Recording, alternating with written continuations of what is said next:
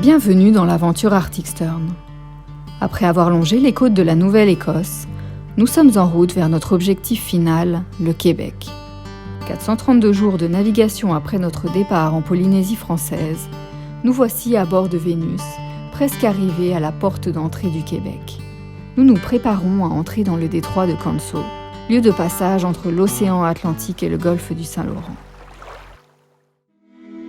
Nous poursuivons notre route dans ce détroit pendant une dizaine de milles nautiques avant d'apercevoir l'écluse qui va nous permettre de poursuivre notre route. La dernière fois que nous avons traversé une écluse, c'était celle du Panama qui nous avait permis de passer de l'océan Pacifique vers l'océan Atlantique 5 mois plus tôt. À l'époque, nous étions 5 à bord pour gérer les amarres et nous entrions dans la première écluse derrière un immense cargo. C'est une expérience complètement différente que nous allons vivre aujourd'hui. Nous sommes seulement 2 à bord. Autant dire que cette écluse de Canso nous paraît toute petite. Nous communiquons à la VHF pour organiser notre passage.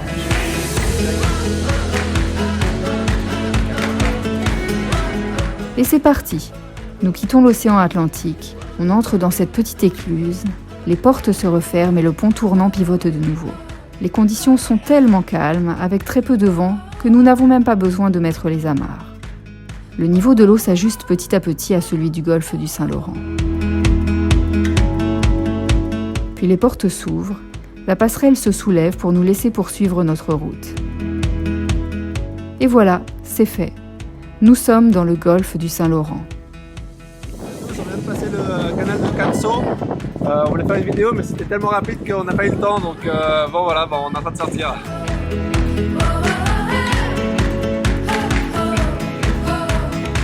Direction les îles. Ce détroit sépare l'île de Cap-Breton de la partie continentale de la Nouvelle-Écosse. Les Micmacs ont été les premiers pionniers dans cette région jusque dans les années 1780, lorsque d'autres colonies vinrent s'établir sur les 2 rives du détroit. C'est une route maritime qui a toujours été privilégiée par les pêcheurs et les navires de charge, puisqu'elle permet d'éviter de contourner l'extrémité de Cap-Breton, et donc d'économiser du temps et de réduire les coûts de carburant pour atteindre le golfe du Saint-Laurent. Après une brève escale à Cap-Breton, nous poursuivons notre route en direction des îles de la Madeleine. Nous avons devant nous une navigation d'une centaine de milles nautiques. Un calme plat règne sur le golfe du Saint-Laurent, mais comme tout bon marin, on continue la navigation à la voile autant que possible. Au loin, nous distinguons l'île du Prince-Édouard. La mer et le ciel se confondent, s'entremêlent, tellement le reflet du miroir est presque parfait.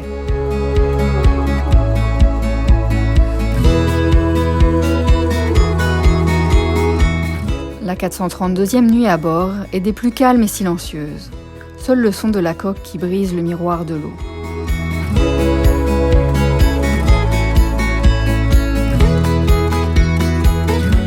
Ce soir-là, le spectacle des couleurs chaudes, rose, rouge, violet, est à couper le souffle.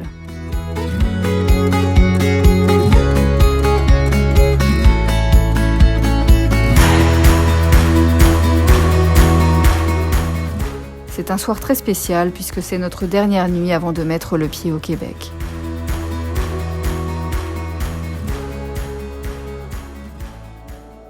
Tôt le lendemain matin, les îles pointent le bout de leur nez et se dessinent petit à petit. Les eaux sont peu profondes, une 50aine de mètres de profondeur au maximum. Les baleines sont là pour nous accueillir et leur présence est toujours un bonheur. C'est trop dur à avoir. Nous allons à Havre-Aubert, l'île la plus au sud de l'archipel. Nous y avons la première conférence sur notre périple ainsi que notre première entrevue à la radio. Voilà, ça y est, on est arrivé au Québec. C'est le bon. Je vais les garder longtemps. Les îles de la Madeleine. Wouhou! C'est magnifique. On est vraiment content d'être ici. Voilà, ça y est, retour à la maison. Voilà. Et bah voilà, on est arrivé aux îles. C'est la 5e fois que je fais la même vidéo, mais Entre-temps, on en profite pour poser pied à terre. Et quel endroit! La roche rouge et les dunes de sable se mélangent avec les grandes prairies verdoyantes, contrastant avec le bleu de l'océan. Les phares rouges et blancs ajoutent au charme de l'île. Les îles de la Madeleine. Nous nous régalons à parcourir l'île à pied à travers ces paysages d'une beauté exceptionnelle. Mais cette beauté ne serait rien sans ses habitants qui font eux aussi la réputation des îles de la Madeleine. Très vite, on se sent comme chez nous. Des artisans talentueux qui nous font découvrir leur travail aux petits groupes d'Iliens qui se rassemblent au pub pour raconter les histoires de quartier. Nous sommes aussi chaleureusement accueillis par Philippe et Lise au bistrot Les Arènes. Si vous ne connaissez pas cet endroit, c'est un incontournable. Après quelques préparatifs, nous y donnons notre première conférence du périple depuis Tahiti jusqu'aux îles de la Madeleine, devant une quarantaine de personnes. Une belle rétrospective qui nous fait réaliser le chemin accompli. C'est parti.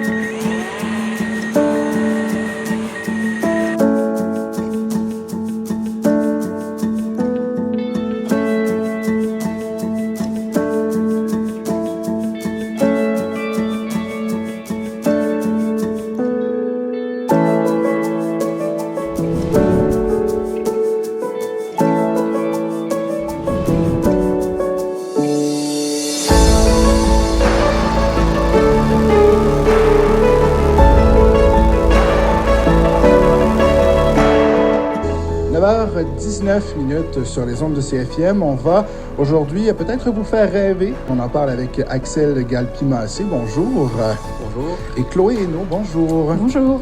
Alors, qu'est-ce qui vous a allumé à partir un projet comme celui-là? C'est l'heure de hisser les voiles de nouveau, le cœur rempli par la beauté et la chaleur humaine des îles de la Madeleine.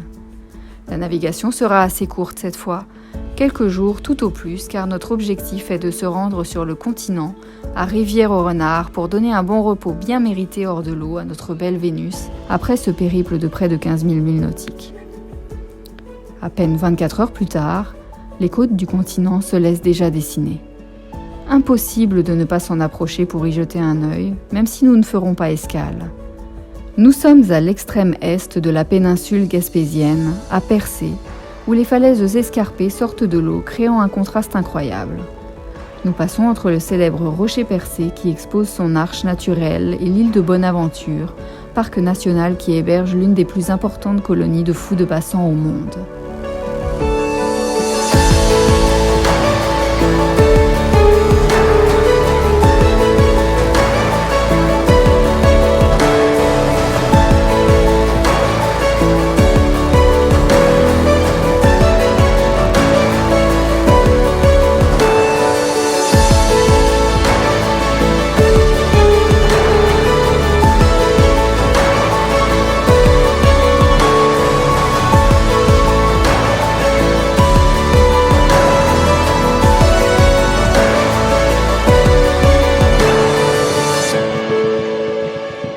Vénus, on vous quitte avec ce joli coucher de soleil.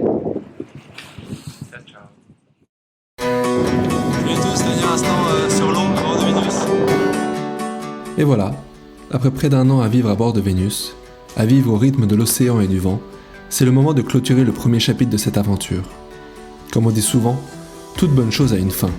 Et si aujourd'hui le fait de sortir Vénus hors de l'eau symbolise l'aboutissement de la première étape, c'est également le début de la suivante. Au menu, plusieurs mois au sec pour réaliser des travaux à bord afin de redonner à Vénus toute sa splendeur pour les expéditions à venir.